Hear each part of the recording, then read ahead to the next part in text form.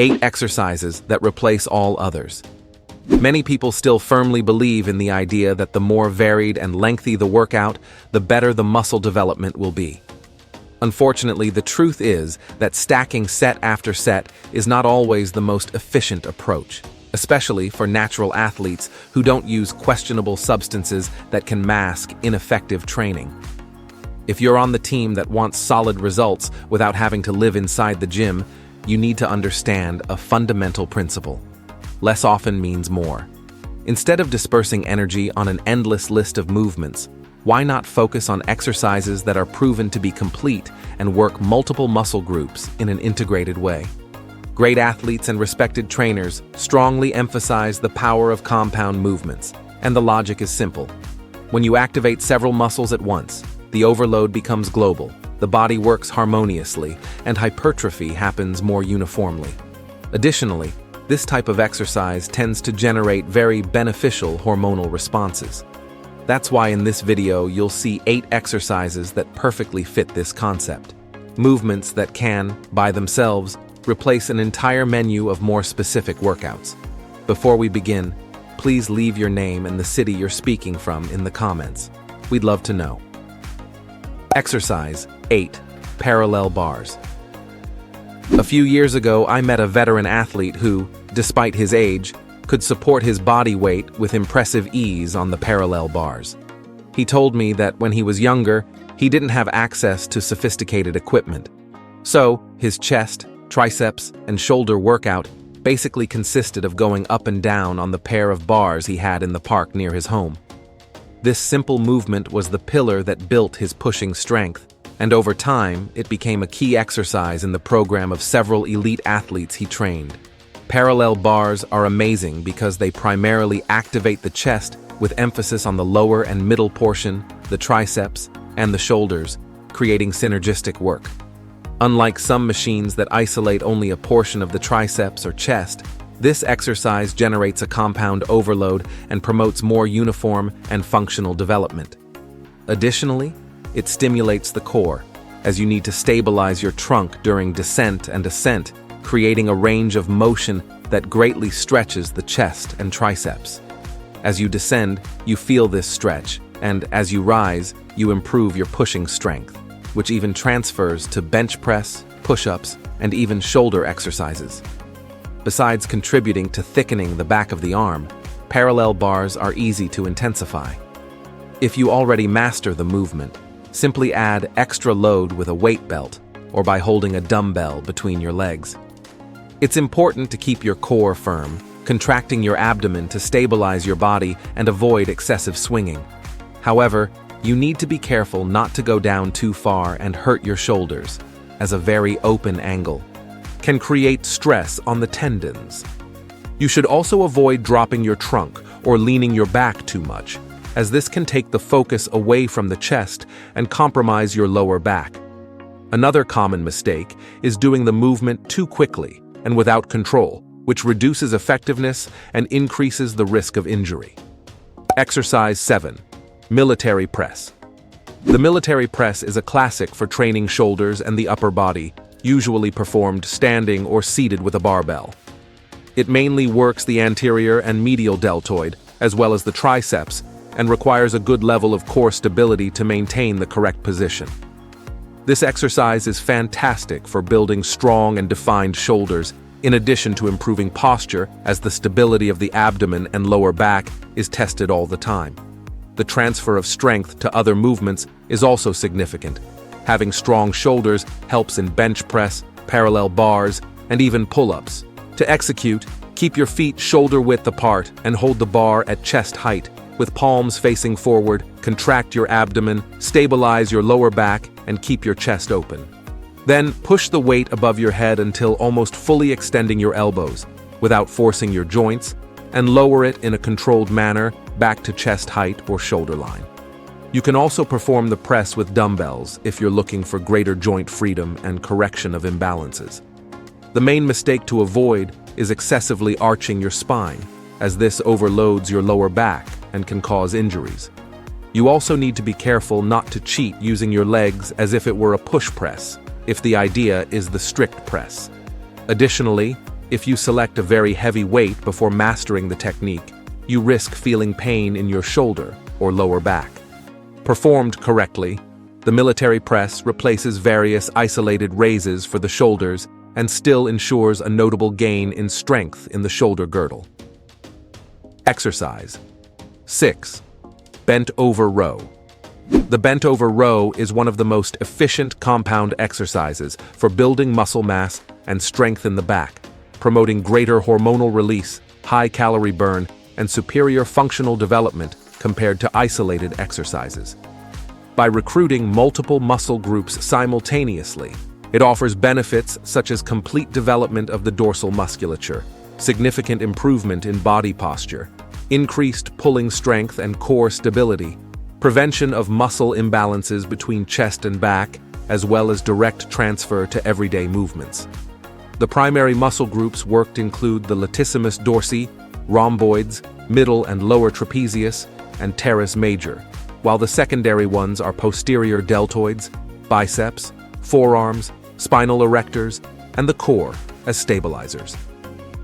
To execute correctly, position yourself with feet shoulder-width apart and knees slightly flexed. Lean your trunk forward at a 45 to 60 degree angle, maintaining a neutral spine and projected chest.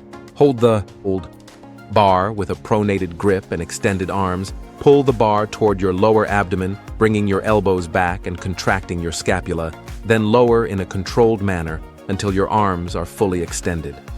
The most common mistakes to avoid include rounding your lower back, which increases the risk of injury, using momentum or body swinging, not fully retracting your scapulae, raising your shoulders too high, overloading the upper trapezius, and pulling the bar too high, excessively recruiting your arms. For beginners, 3 sets of 8 to 12 repetitions are recommended, while intermediates and advanced can perform 4 to 5 sets of 6 to 10 repetitions for hypertrophy, or 3 to 4 sets of 4 to 6 repetitions for strength gain. Some important extra tips are to exhale when pulling and inhale when lowering. Keep your gaze neutral to preserve cervical alignment. Experiment with different grips, such as pronated, supinated, or neutral, to vary the muscle stimulus, and use a weightlifting belt when working with higher loads. As for contraindications, people with herniated discs, chronic lower back problems, or acute back injuries should avoid the exercise or seek professional guidance before executing it, just as those with hip mobility limitations may have difficulty maintaining the proper position and should always prioritize correct technique over the weight lifted. Exercise 5. Deadlift. The deadlift is often cited as one of the most complete exercises that exist, and for good reason. It requires action from legs, glutes, lower back, back as a whole, trapezius, forearms, and even the core for stabilization. It's practically a full-body workout in a single movement, and that's why so many experts place it at the center of the routine for those who want global strength and a solid foundation. It's an exercise that recruits an enormous amount of muscles simultaneously and enhances the release of testosterone and growth hormone precisely because it's a heavy compound movement. Besides helping to build strong legs, it works on trunk stability and lower back, also serving as prevention for back pain in daily life. To properly execute the deadlift, position yourself in front of the bar with feet hip-width apart and the bar close to your shins. Grip it with hands slightly apart, keep your spine neutral, and gaze forward or slightly downward without curving your lower back. Bend your knees until you grab the bar, contract your abdomen, and slightly stick out your chest. Then, start the movement by extending your knees and hips at the same time, rising with the bar close to your body, and upon standing, keep your spine erect and contract your glutes. Afterward, return by controlling the descent. To intensify, you can vary your grip and control the cadence by rising explosively and descending more slowly. The major caution here is not to curve your back, as this is the main risk the exercise presents. It's also necessary to avoid raising your hips before your trunk, as this transfers almost all the overload to your lower back and pulling the bar from the ground with a jerk without stability. Before we continue to exercise 4, please don't forget to subscribe to the channel. because in times where many spread junk on the internet in exchange for money, having constant access to correct information based on science is what will make you progress in the long run in the world of bodybuilding. Exercise 4. Incline dumbbell bench press. When I trained with a friend, he insisted that when it comes to the chest, the barbell bench press was always the foundation of everything. One day, after a minor shoulder injury, he discovered in a conversation with a physical therapist that the incline dumbbell bench press could be safer and even more beneficial, precisely because it offers greater freedom of movement and less impact on the joints. From then on, this became the key exercise in his chest workout, and he never suffered from shoulder pain again. This variation is a smart choice for those seeking hypertrophy of the upper chest and good work for the anterior deltoids without risking the joints so much. It has the advantage of allowing a greater range of motion, as each dumbbell moves independently, and you can adjust the position of your arms according to your body type. Additionally, it helps correct asymmetries, as each side works individually, improving scapular stability. To perform the incline dumbbell bench press, simply adjust the bench to around 30 to 45 degrees of incline. Sit supporting the dumbbells on your thighs and, when lying down, position them at chest height with palms facing forward. You then push the dumbbells upward, extending your arms without locking your elbows, and lower in a controlled manner until you feel your chest well stretched. If you want to intensify, you can make a small isometric pause at the end of the descent or even count a few seconds in the eccentric phase, increasing mechanical tension. However, it's good to be careful with excessive incline, as this can overload your shoulders, and not choose dumbbells that are too heavy before having enough stability to keep your scapulae firm on the bench. Above all, the greater range compared to the barbell bench press favors muscle growth and decreases the chances of injury, which makes this exercise an effective substitute for other movements that focus only on the chest area. Exercise 3. Pull-up. It's curious to talk about this exercise because most people, when faced with it, say they can't even get off the ground. The fact is that with strategic planning, using resistance bands to relieve part of the body weight, you can gradually develop strength until you can do your first repetitions without help. The transformation will be incredible: wider back, defined arms, and impressive self-confidence. Pull-ups work a large part of the back, especially the latissimus dorsi, and also demand a lot from the biceps and forearm. To do the movement, hang from the bar with your hands apart at shoulder width or slightly wider, palms facing forward. Contract your abdomen to avoid swinging, and pull yourself up until your chin passes the height of the bar, focusing on contracting your lats. Then, lower slowly until almost fully extending your arms to feel the stretch in your back. Before going up again, don't forget to do the scapular retraction. If you want to intensify, you can add extra weight with a belt or vest. A variation is the chin-up, with palms facing you, emphasizing the biceps more. You need to avoid excessive use of leg momentum, as in CrossFit kipping, if the idea is pure hypertrophy, and not fail to extend your arms on the descent or throw your head back, which can cause imbalance. As we said, if you can't support your own weight, you can start using resistance bands attached to the bar and your feet or knees, or do negative repetitions, going up with the help of a bench or partner and descending in a controlled manner. The idea is to progress little by little until acquiring the necessary strength for the complete repetition. Believe it, there is no purer exercise for the back than pull-ups, and with patience, you'll see how this movement perfectly replaces several machines that isolate the back. Exercise 2. Barbell curl. When it comes to arms, many imagine various curl variations, each isolating a part of the biceps. But the straight barbell curl fulfills the role of developing volume and strength very well without needing so much complication. It's simple and works the biceps brachii and the brachialis consistently, also recruiting the forearm to stabilize the grip. This exercise enables a gradual progression of weight, as you just need to add weights to the bar as you evolve, and also promotes an interesting gain in wrist and forearm strength.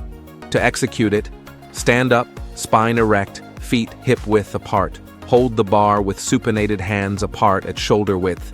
Keep your elbows next to your trunk and raise the bar to chest height, contracting the biceps well.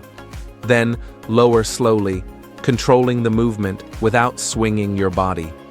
If you want to intensify, you can use methods such as the 21's curl, which consists of doing 7 repetitions in the lower half, 7 in the upper half, and 7 complete ones, or simply adopt a slower cadence in the eccentric phase.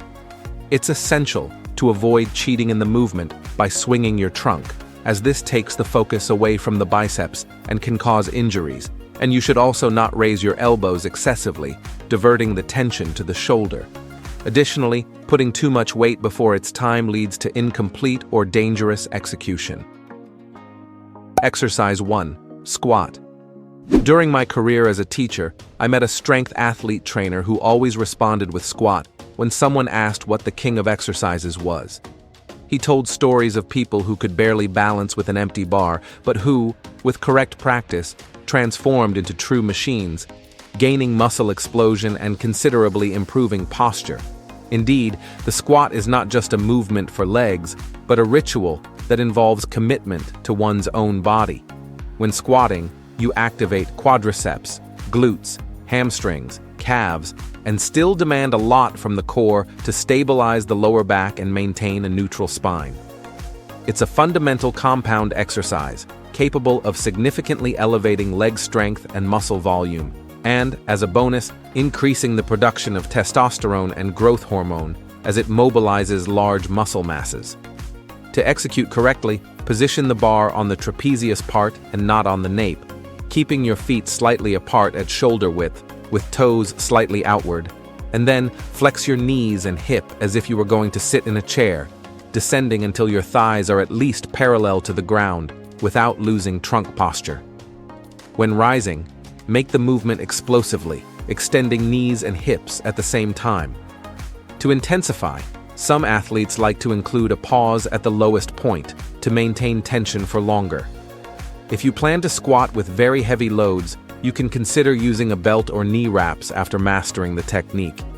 The most dangerous mistake is to incline your trunk too much and overload your lower back, let your knees collapse inward, or try to progress in weight too quickly without perfecting the execution. If you focus and make a good execution on the king of exercises, you can be sure that this will be enough to replace several leg and glute machines, bringing strength, volume, and that bonus of hormonal stimulus that helps in overall muscle growth. Now, a final warning. Doing the right exercises and executing them with good technique is what you need to do inside the gym. However, in building a respectable physique, that's not all that matters. That's why we're showing on screen right now a video where we talk about the 11 main mistakes that most people don't even realize they're making and throw all the training effort in the trash. Don't miss it. Thank you for watching this far, and God bless you, my friend.